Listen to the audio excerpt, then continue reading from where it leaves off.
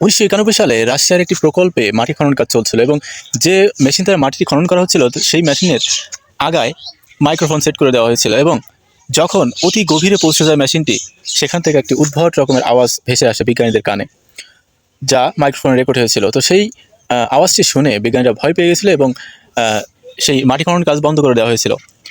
তো কী ছিল সেই আওয়াজ? সেই আওয়াজটি আপনাদের শোনাতে যাচ্ছি। তো অবশ্যই ধৈর্য ধরে ভিডিওটি দেখুন, আর আপনার হার্ট যদি দুর্বল হলে আওয়াজটি শোনার দরকার নাই। এছাড়াও আমাদের ধর্মীয় গ্রন্থে বিভিন্ন জায়গায় কিন্তু উল্লেখ আছে যে মাটির নিচেই জাহান্নামীদের শাস্তি দেওয়া হবে।